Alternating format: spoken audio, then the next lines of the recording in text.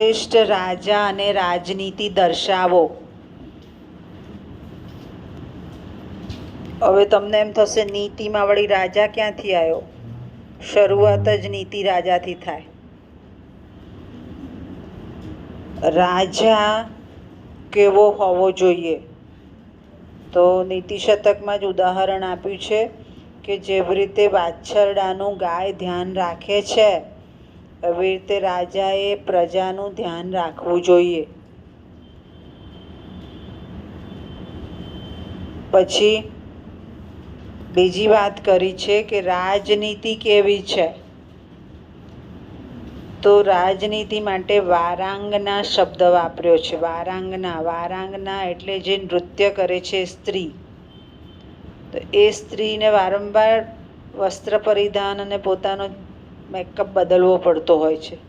જેટલા નૃત્ય કરે એટલા જુદા વેશભૂષા આવે, એટલે એમ કે જુદી જુદી દેખાય છે. તો રાજનીતિ પણ એવી છે, વારાંગના જેવી, કોઈ વખત સમાન દેખાતી નથી. હવે નીતિમાં રાજનીતિ કેમ લીધી? તો યથા રાજા તથા પ્રજા, જેવી રાજકીય વ્યવસ્થા હોય એ જ પ્રમાણે પ્રજા જીવે. રાજા ધ્યાન રાખે તો પ્રજાનો વિકાસ થાય, રાજા ધ્યાન ન રાખે તો પ્રજાનો વિકાસ થાય નહીં. અને નીતિમાં પણ રાજનીતિ પણ કેવી હોવી જોઈએ? તો સામ દામ દંડ ભેદ એ વાપરતા રાજાને આવડવું જોઈએ. શામ એટલે સમજણપૂર્વક સમજાવવું. દામ એટલે કડકાઈથી સમજાવવું કે આમ નહીં કરો તો નહીં ચાલે. દંડ નથી કરતા તો આટલો દંડ થશે.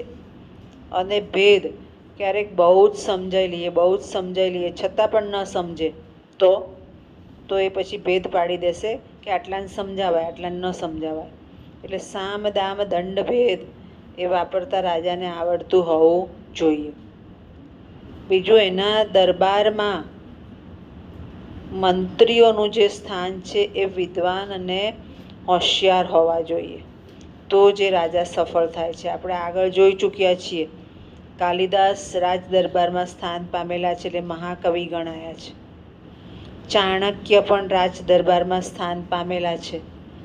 અકબર બિરબલની બહુ વાર્તાઓ સાંભળી, બિરબલ પણ રાજ દરબારમાં સ્થાન પામેલા છે. મંત્રીઓ કેવા હોય? તો રાજાને સહાયક બને એવા હોય. અને જ્યારે આવું રાજ્ય ચાલે ત્યારે એ રાજ્ય સુપેરે ચાલ્યું કહેવાય, વ્યવસ્થિત ચાલ્યું કહેવાય. આ થયું શ્રેષ્ઠ રાજા અને રાજનીતિ. ખ્યાલ આવી ગયો? ટૂંકનોંધ તરીકે પૂછાય. નેક્સ્ટ હેડિંગ મારો.